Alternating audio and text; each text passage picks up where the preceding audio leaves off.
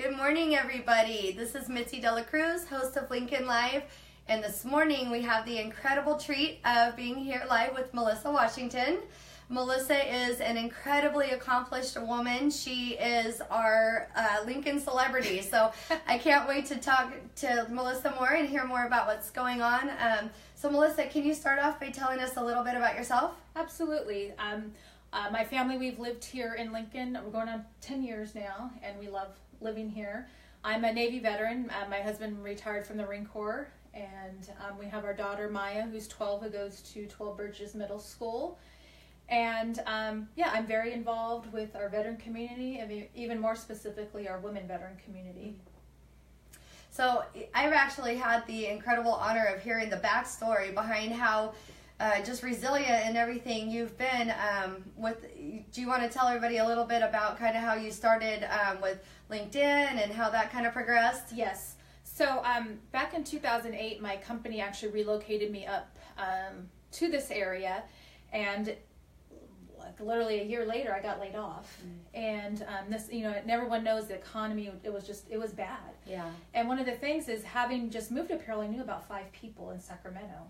So you don't really have a network, and it's so important to have a network. So I got involved with a job seekers group in 2010, which evolved into me hosting and training people on how to use LinkedIn at my dining room table. And so I did that all of 2010 while I was looking for a job. And that evolved into me starting my own business, where actually people paid me to speak and to train them on how to use this social media platform called LinkedIn. And that ended up kind of taking a little detour, because I ended up working for LinkedIn for 4 years, doing global corporate meeting planning and traveling the world and doing that with them, which was fantastic. And I still kept up my LinkedIn training. And I also published a book in 2014 called Get Back to Work. And I'm in the process, a slow process of not redoing a whole new book, but just doing version 2 of that book, because I feel it still is so important for people to understand how to brand themselves, how to use how to be online, and how to market yourself, which we all have to do. Right. Even I have to look, in a sense, for work, finding new business and new partnerships. So that's kind of I always call it my journey of career reinvention. I don't like to say I was unemployed. Right. No. Because it has such a negative connotation, that word. And I still continue to do LinkedIn training. Actually, I'll be up at Beale Air Force Base on Monday. I'm training our transitioning service members and their families. And I also still continue in the civilian world doing that. But 3 years ago, everything took another change, another a refocus, and that's kind of what I'm doing today. Yeah. Well.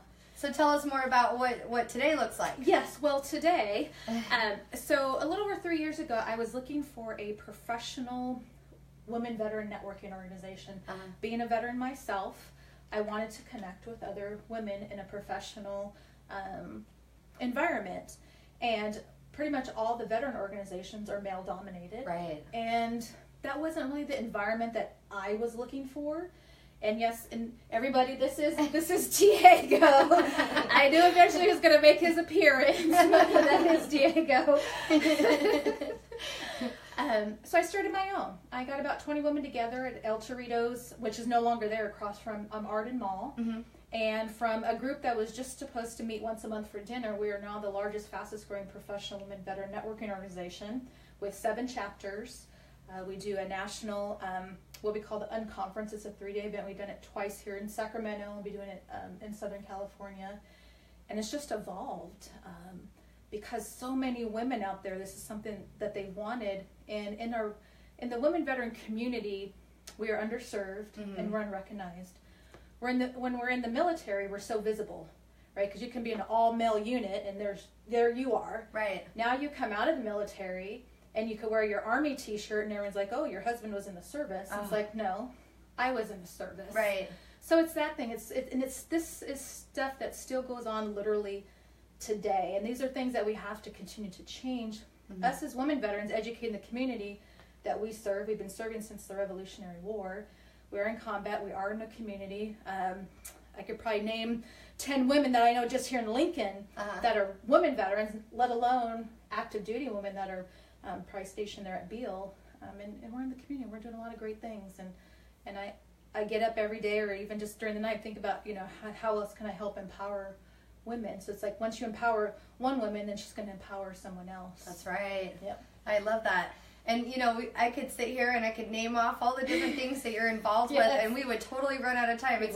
It's amazing. It is amazing. So tell us about you actually have a clothing closet too, right? We have a clothing closet. It's at the Women's Business Center in Sacramento, and we're always accepting professional attire, and that's clean clothing. You know, sometimes we'll get bags of stuff that's not appropriate. Right. But we're always accepting that, so we can help women, you know, get something good that they can wear, whether it's for a job interview or maybe she's going in to get a business loan. Mm-hmm. You know, we want to make sure that she's dressed appropriately. That's great. I love that. So you have some upcoming events, right? Can you tell us about those? Yes. So one of our events that we have, or that I'm involved with, is Placer Veterans Stand Down. It's taking place at the Roseville Fairgrounds May 15th through the 17th. And our stand down is open to all veterans and their families, so that you can come to get dental care, vision. PlacerVeteransStandDown.org. We highly recommend everyone go and register. You can bring, again, your dependents. Mm-hmm. Also, we provide veterinarian services there as well, so you could bring your pets. Mm-hmm. To get, you know, if they need vaccinated. We have food. I mean, it's a really great event at the fairgrounds for our veterans. And then Women Veterans Alliance, we have an event coming up May 19th. I'm going to be very busy in May. In Orangeville, it's our Women Veterans Alliance Red, White, and Blue Fun Run, Walk, Ride. And so we're looking for anyone that may want to run, walk, or ride, so you don't have to run. I don't run. So, but we're also having a fun in the park from 8 to 2 that same day. So we're looking for crafters and vendors. We're going to have food trucks, other music and exhibitors out there. And just going to be a great community event for our women veterans as well as just the community. That sounds like a lot of fun. Where is that going to be held at again? It's at the Orangeville Community Park. Okay. And there'll be a 5K around there in Orangeville. And we're hoping this will be something that grows to where we're doing in multiple cities every year. That is so awesome. Yeah. I just, you know, I love everything that you're doing. You're just such a busy lady, but you're just reinvest all your time and efforts back into the community and back into the veteran community, and that's just incredible. Yep. And one of the things here locally, since this is Lincoln Live, is I'm also involved with the Lincoln Veterans Council here. Mm-hmm. And one of the projects that we're going to begin working on is putting a monument at McBean Park. So everybody stay tuned. So it'll be a veterans monument. And so we'll be working on some fundraising and some other things. So it's just something that's getting started here in Lincoln, because it's, you know, really important for us to recognize those that have served and continue to serve. Absolutely. I love that. So you actually were featured on Dr. Phil recently, weren't you? Yes, I was. Tell us about that. It was quite an experience. You know, I get I'm a lot on local TV. Right. But to be on national TV, to be flown down to LA and to meet with Dr. Phil and just all the pre-stuff. But they had reached out to me because, you know, usually on Dr. Phil, it's people are like crazy and have all kinds of like crazy issues and all these other things. So they actually had a segment where I got to talk about my organization, pretty much a lot of what I'm sharing here, and it also, they tied it into skincare, which was pretty awesome, because they had a dermatologist there as well. So the whole audience got skincare products, and I got some skincare products for a year. But it was great to be on a national level, right, to share about women veterans. And I mean, our website traffic picked up that day, emails and phone calls, and just women from all over the U.S. Wow. You know, were reaching out to us and saying, thank you for having this organization, or how can I be a part of it? And, you know, and women were like, when I talked to them, some were just in tears, because they feel so isolated and disconnected, and knowing that there's an organization out there, they were very happy about that. So it was a great, not just to be on there, but for the exposure, to let women know that we're here for you. That is so incredible. So tell us, if somebody were interested in finding out more about your organization, where would they find you? We're on all social media, website. You can just Google Women Veterans Alliance, and I guarantee our website will pop up. We're on Facebook, like our Facebook page, Pinterest, Instagram, Twitter, LinkedIn. We're all there. And then you can just Google me, Melissa Washington, and to find me as well. And, you know, we're always looking for community that's people that really want to support women veterans, and Right. ways you can support us is hire us, thank us for our service. It's, even though we may have a sticker on our car, it's not always our husband. That, even in my case it is, but it's not always our husband's the one that's serving. A lot of times it is the woman that's serving. Right. Yep. That's awesome. So is there anything else that you want to talk about? Oh, we can go on and on. I know. I know you only have a certain amount of time, but no, just for the community to, just the awareness that women are out there that have served. And I love the women veterans. And all of our active duty ladies, and and there are challenges, but we as a community need to be able to actually embrace all of our veterans and all of their different needs as a community, because with the sacrifice they've made for us to sleep well at night. Absolutely. And I mean they should be thanked. And I mean, I know people sometimes the military community say, well, I just did my job, but you're only a small percentage that did that job. That's right. Yeah. Yeah. It's not like people are getting drafted or anything like that. No. People are stepping up and volunteering and making that life decision. And not only for the person that's serving, but also their family. Their family's also serving right along with them. And so I know that's a very real thing, too, for families that do have either a husband or a wife in the military. So Definitely. yeah.